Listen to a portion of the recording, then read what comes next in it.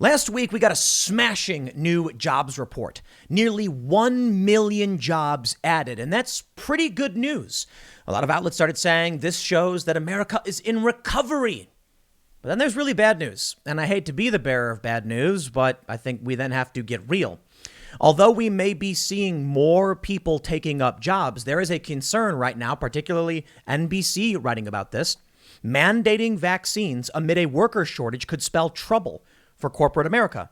And I think that's true because when you actually look at the hard numbers, although we added 1 million jobs, there is now another record job openings, 10.1 million unfilled positions, and people won't take these jobs. So while we may be saying, hey, look at this jobs report, that's great, there's several factors which suggest things actually might get a lot worse. Notably, that we're hearing more about potential restrictions and lockdowns. That when people like Rand Paul come out and say, resist this, they're mocked and derided.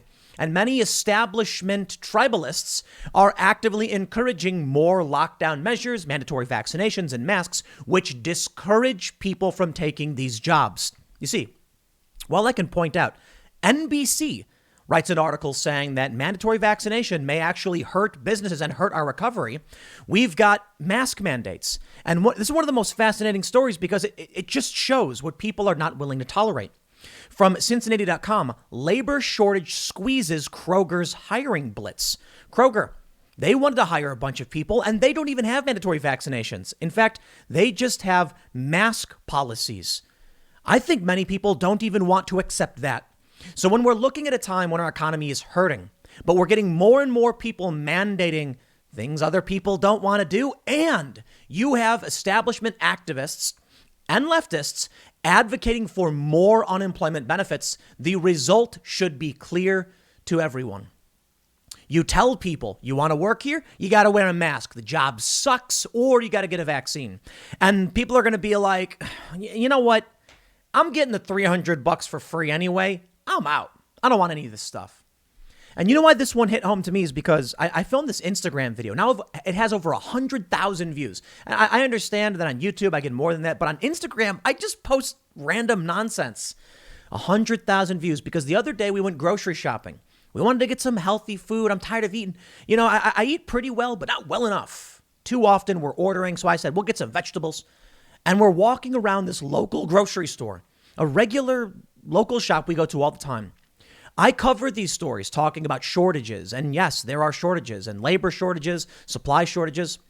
And now it's coming close to home because there are signs every 10 feet, $500 bonus, $500 bonus. Now, I understand. I've mentioned you drive down the street, you see the fast food restaurants begging for workers. But this supermarket did not have these signs the last time I went there. It's getting worse.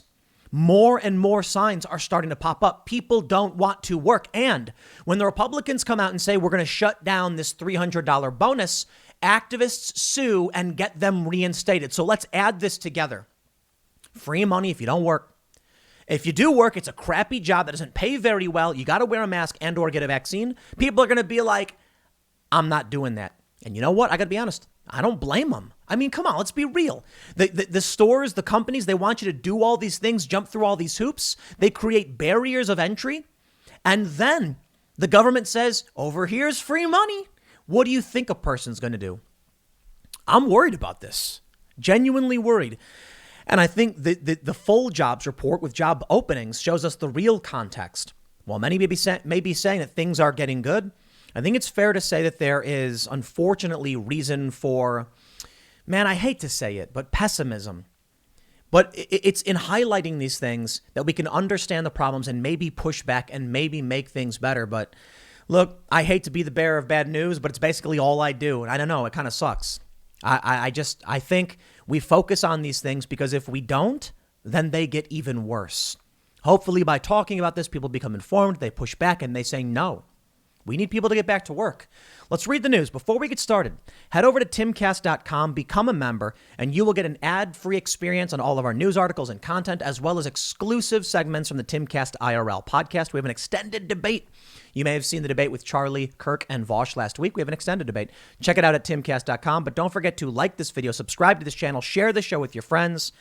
All right, let's try and be realistic about the economy and read through this. And I'll tell you this, while the news may be bad, this is good that you're watching it. Because if this stuff is all true, NBC is correct that mandating vaccines could make it harder for companies to recover, then by you knowing about it, you will be better prepared for the future. As the saying goes, chance favors the prepared. Insider reports the U.S. economy has more open jobs than people looking for work. They say rumors of a labor shortage first emerged as anecdotes. A dismal April jobs report intensified such concerns, and several months of record high job openings further supported the thesis. Economic data now puts it plainly. For the first time since February 2020, the U.S. has more job openings than available workers to take them. Wow. U.S. job openings soared to a record 10.1 million in June, according to Job Openings and Labor Turnover Survey, or JOLTS, data published Monday. And while the economy added nearly 1 million payrolls throughout the month, the increase in openings helped job listings outpace available workers. The ratio of workers to openings fell to 0.9 from 1, marking a new pandemic low and underscoring the stark imbalance between worker supply and employer demand. Now, with the bad news, there is some good news. There are 1 million jobs. That's fantastic. And job openings means businesses are trying to expand, but there is this barrier. Some have suggested, and maybe it's optimism, right? Maybe we should be optimistic, because what we're really seeing is that job openings means business is a booming. Okay, maybe not a booming, but businesses now have the option to be like, we are looking to hire people. We're hiring people all the time here at Timcast. And I think maybe there's a labor shortage, but maybe the economy is doing better. The issue, I suppose, is that with the coming restrictions and what we're seeing, and that article from NBC, which I showed already, and we'll go through, there's reason to believe these jobs won't be filled. A lot of these companies are going to say mandate, and this, that, and otherwise. They're not good jobs. People won't take them. And there may be permanent, low-skill jobs that never get filled because nobody wants to do them, especially when you've got free money. Now, the question is whether or not these businesses will be pressured by the supply and demand crunch. It's simple, right? If a business needs employees and they say you must wear a mask or get a vaccine, and people keep saying nope, then eventually the business will be like, okay, we relent, you don't need to. I don't think so. I don't think that would happen. I think the businesses would say, then we won't hire you and we won't expand because we've got money to begin with. And because we are seeing only an escalation of the restrictions, nobody wants to be the out group and nobody wants the liability. Well, let's read a little bit more from Insider. They say such a reading isn't totally unusual. The ratio set as low as 0.8 before the pandemic, when the U.S. was enjoying its longest economic expansion in history. Readings below 1 indicate tightness in the labor market, or that businesses are struggling to find workers. But what's unusual here is the record number of openings. That implies the U.S. jobs market is acting like it's near the end stage of a long economic expansion, but it's only a year removed from one of the worst recessions in history. Anecdotes of new incentives, such as signing bonuses and higher wages, first hinted at a nationwide worker shortage. But this latest JOLTS data confirms that American workers are reluctant to take most of the jobs on offer. Whether that's related to low wages, COVID concerns, or something else is unclear. It's not about the money. I hear people over and over again saying, if these businesses only paid more money. That's not it. It's not it. It's time, fulfillment. I don't blame people. Who wants to work at McDonald's? Sorry, McDonald's, it's true. McDonald's likes to say that they're like everyone's first job. I never worked there, but a lot of people do. You're a teenager, you get a job, and it's rudimentary, as it were. But people don't want to work there. And so they're willing to just not work. It's unfortunate, but I think this is what's going to be happening. Now, let me show you about my experience. I posted this video.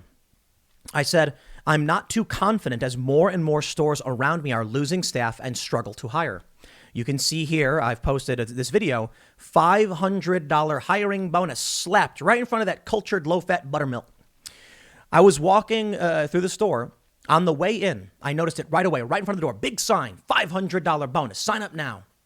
My first thought was, sure, how long do you have to work here until you get that bonus? I don't know. But I'd imagine they'd be like, on your third paycheck, you'll get $500. And people are going to be like, I don't care about that.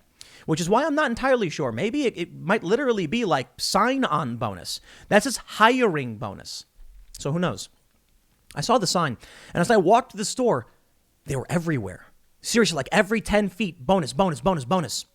What was crazy to me is that I had gone to the supermarket only a few weeks prior, and they weren't saying this. They weren't putting up these signs. Other stores were, and we were supposed to operate on the assumption that things were going to be getting better. Now I go to the store, and everything around me is getting worse. So does that mean everything is getting worse? Maybe not. Maybe it's just this one area. But I got to say, based on everything I've read, the shortages, the mandates, everything we're seeing, it sounds to me like it will be getting worse. Take a look at this. Some of the stories I showed you early on. Cincinnati.com says, just as Kroger launched a summer hiring blitz, the grocer is confronting the national labor shortage across several industries as the pandemic receded. In June, the Cincinnati-based supermarket chain launched a hiring campaign to add 10,000 workers nationwide, including 1,000 targeted for its hometown. So far, Kroger indicates it's about halfway, noting it made 5,000 job offers to individuals who participated in a one-day hiring event in June that occurred at stores and digitally. But that doesn't mean they hired those people. Kroger officials said they're still hiring, but did not update their overall headcount. They added competition for workers is part of the reason the grocer has boosted wages and is raising them again this year. Why would someone give up $16 an hour in unemployment benefits, assuming they are getting, and not everybody is, in exchange for $16 an hour of work? They're not gonna. Add to that this news: Costco, Kroger, Target, Walmart, and Apple change mask policies as CDC warns about rise in Delta variant. The agency now recommends that people, regardless of vaccination status, wear face masks indoors again in certain situations. I went shopping the other day. We went to the grocery store, went to the mall. Everybody was wearing masks. Not the people, but the workers were. How many people are going to look at that and be like, I'm not doing it. Sorry, I'm not. And here we go. NBC News. Dropping the hammer. Mandating vaccines amid a worker shortage could spell trouble for corporate America. It's so hard to find workers now that if you know a certain percentage of your workers are going to quit due to the vaccine mandate, you are not going to disrupt that, said one HR expert. Which brings us to the potential question of, if nurses are quitting because they don't want to get vaccines, and it's happened, if other nurses are quitting because they're overworked, and that's happened, and businesses are mandating vaccines and there are people who don't want them, then is it just going to get, I'll put it this way. Is the pandemic going to get worse because people won't take the vaccine and won't work in these hospitals? It sounds like a downward spiral. In fact, I'll throw it over to Zuby. Smart man. He said controlled demolition on my Instagram post. I think that's the way to put it. NBC News says the trickle of companies taking action on employee vaccinations has swelled to a flood in recent days, with businesses from Google to United Airlines announcing requirements about COVID-19 inoculation. Although the vaccines have been widely available for months, John Ho, a labor and employment attorney and chain of the Occupational Safety and Health Administration practice at the law firm of Cozen O'Connor, said it's unsurprising that companies have been slower to set policies, since the science is rapidly evolving and even public health guidance from the CDC regarding masking and transmission risk based on vaccination status has changed over time. Quote, "This has been a boomerang of different mandates," Ho said, adding that OSHA has not yet formally adopted the CDC's recent guidance, creating a challenge of mixed messages for HR and legal departments. "Looking at my client base, most employers are still not mandating vaccines, although certain industries have implemented mandates at a greater percentage. The Operation Warp Speed title was probably not a good one in retrospect," he said, in that it might have triggered vaccine hesitancy among people who came away with the perception that the process was rushed or corners were cut. Notably, people like Joy Reid and Kamala Harris and other prominent Democrats who literally expressed that opinion. One sticking point appears to be the emergency use authorization the available vaccines currently have from the FDA. Although the New York Times recently reported that full approval could come as soon as early next month, once the FDA moves into a permanent status, some employers will be more inclined to implement a mandate policy. Consulting firm Gartner has been running regular surveys that show a small but growing inclination towards requiring vaccines. In February, only about 2% of companies said they would require vaccines for employees returning to the workplace. By the end of July, the number was up to around 9%. Still, a small fraction to be sure, but a very large jump on a percentage basis. My guess is if we ask the question in a couple of weeks, it'll be even higher, said Brian Kropp, chief of research for the human resources practice at Gartner. We've noticed a huge increase just recently in the share of postings that either mandate or request employees to be vaccinated. Once the military and many more federal agencies require it, when you see more major employers require vaccinations, that will probably set a trend for other employers to follow. She added, the company's data analysis doesn't currently distinguish between encouragement and requirement. Still, many companies might prefer to use carrots rather than sticks. By encouraging workers with bonuses, access, or mask privileges unavailable to vaccine holdouts, people are more open to getting the vaccine if it's not phrased as a mandate. There's quite a lot of pushback to mandates. Quote, I think employers are continuing to use and are increasing incentives. I think President Biden set the example here, Ho said, noting that offering the choice of vaccination versus a regimen of potentially inconvenient testing and safety protocols might be enough to nudge some people into rolling up their sleeves. Among the companies that have announced plans to require vaccinations, Ho said there would be noticeable differences in which employees were at the front of the vaccination line. I think the folks that are doing it are focusing on their white collar folks first. And I will stress, who's to say that going to someone and being like, unless you're vaccinated, you got to wear a mask is going to result in people saying, OK, I'll get the vaccine, I suppose. I think you're going to get a ton of people being like, then I won't work there. And think about it. Those, in my opinion, that are less willing to work, more likely to exploit the system. Why would they be people more likely to follow the rules? If anything, they're going to be the people more likely to say, I didn't want the job in the first place. I'll take free money from the government. I'm not going to work. The people who are more likely, in my opinion, and I could be wrong about this, but I would assume somebody who's more likely to get the vaccine and just go with the flow is also more likely to have scruples and just be like, I'm going to go work. Although there are certainly people who, it's a generality. They go to mention that Tyson seems to be the exception to the rule. After the meatpacking plants became an early hotbed for COVID, the company said this week that workers in its facilities would have to be vaccinated by November 1st. United Airlines did the same. More typical are vaccine edicts from companies like Disney, Uber, Walmart, which are requiring various categories of executive, supervisory, or corporate headquarters based on employees to be vaccinated. And they go on to mention white collar more so than blue collar. They say, white collar workers, especially those in the upper rungs of the corporate ladder, presumably would have fewer alternatives available to them if they were to quit, or would be less willing to sacrifice seniority or uproot their families over a standoff about the COVID vaccine. In a tight labor market where there are a lot of opportunities, you may see people move. I don't think we'll see a huge effect on retention, but we certainly could see quits increase. You may not see it in the macro numbers. That took quite a long time to get to that point, but you get the point.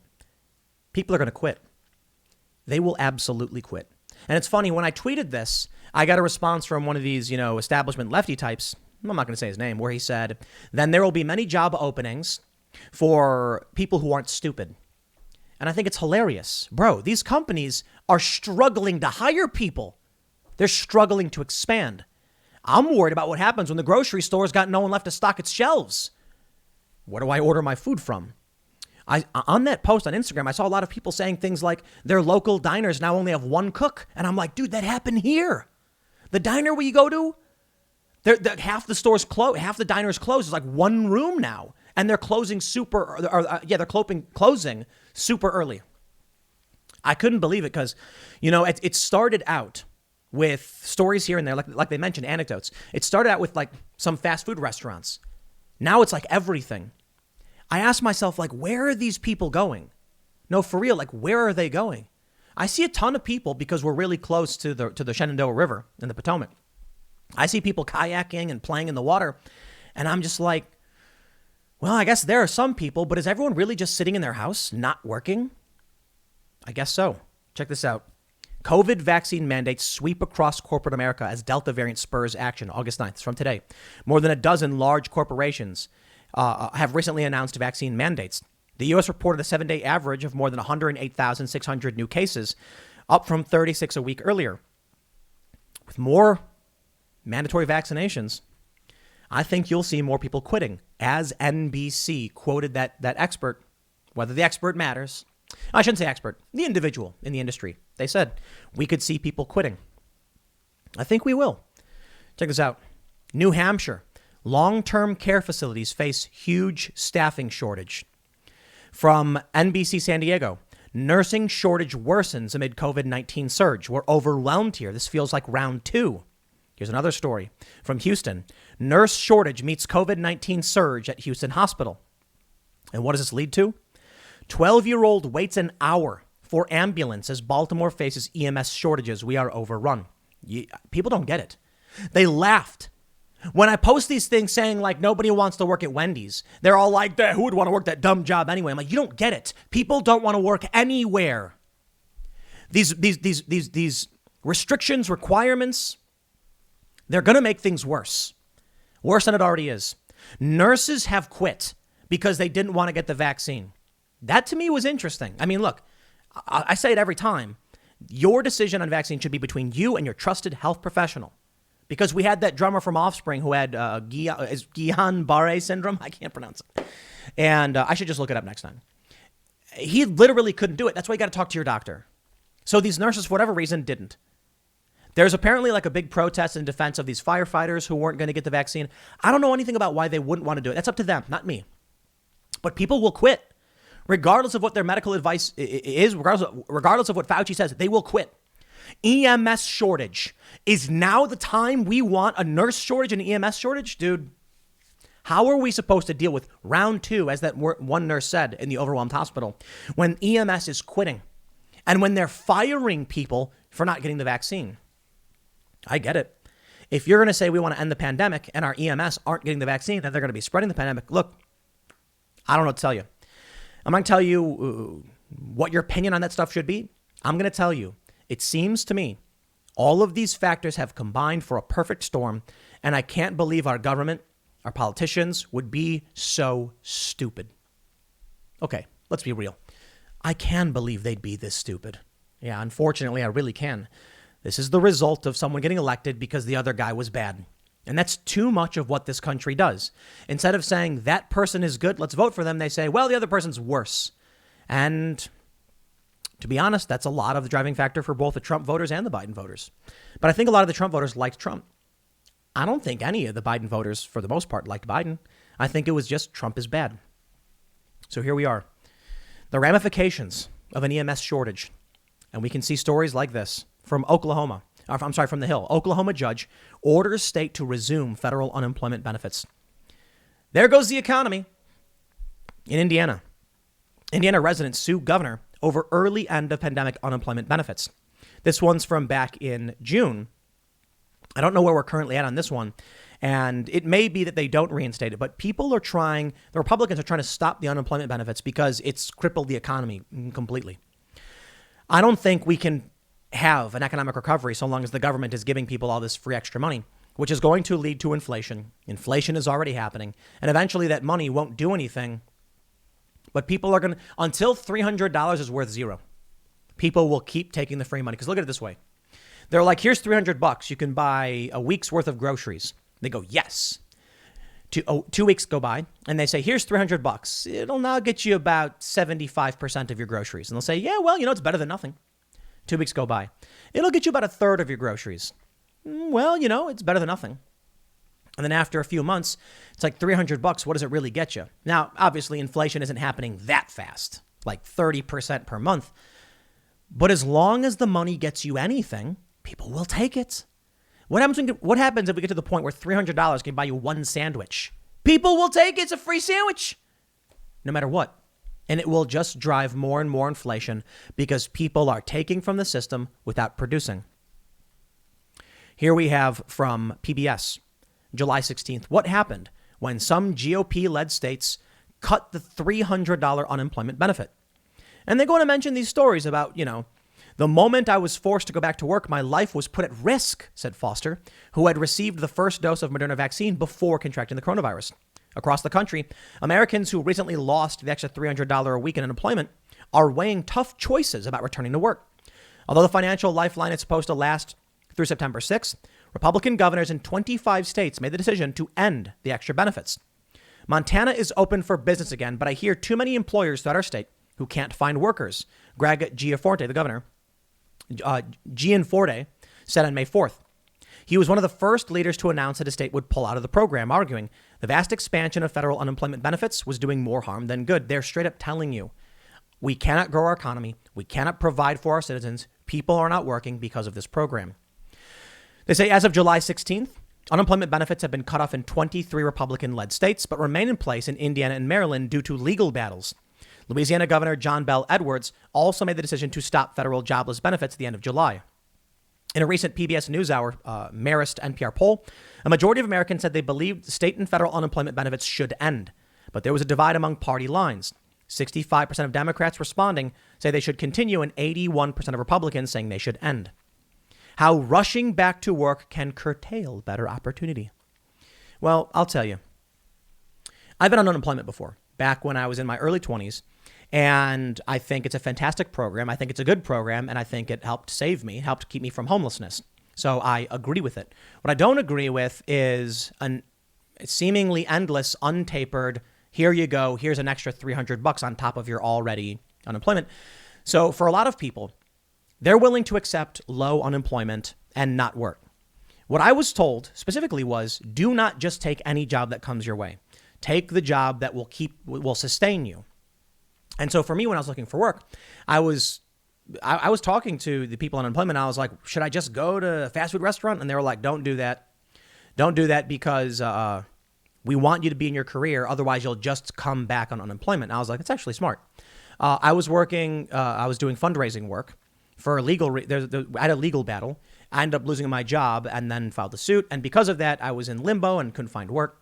And so I got unemployment. And they told me to try and find work in my field that was comparable. Otherwise, I would end back up on unemployment. I said, that makes sense to me. It does. So I can certainly understand that if we just cut everybody off, there's a problem there and that people might rush to find bad work and it might actually be worse for the economy. The reality is, though, why isn't anybody just saying we're going to be reducing unemployment benefits by 40% in the next 2 weeks, followed by an additional 40%, by additional 40%. So it's an exponentially decreasing thing until you get to a really low bonus in your unemployment, and then it becomes negligible, and then your unemployment ends. It's either we're shutting it off or we're keeping it going. I'll tell you. We are ruled by idiots. I know we're not supposed to say ruled. I guess it's America, but this is the reality. The other question out of all of this was whether or not that the vaccine mandates and mask mandates would end because of the demands and natural supply and demand. Something I brought up earlier in the segment, but it goes like this. If these businesses like Kroger are desperate to hire and people keep saying no, and they say, why won't you work here? And they say, I don't want to wear a mask. Then eventually Kroger says, okay, fine, no masks. Then maybe people would say, okay, I'd take that job, right? I don't think that'll happen. And I'm going to show you this tweet from Nuance Bro on Twitter. He says, dystopian nightmare that people claimed would never happen. Papers, please, in order to eat food in an outdoor restaurant with police roaming around. That's right. In France, police are walking around and walking up to people sitting outside and demanding proof of vaccination. You thought they wouldn't do it. Oh, they'll do it. They're doing it. Now they'll criticize all the conservatives who are trying to somehow fix this stuff. For the most part, the Republican Party, I think, is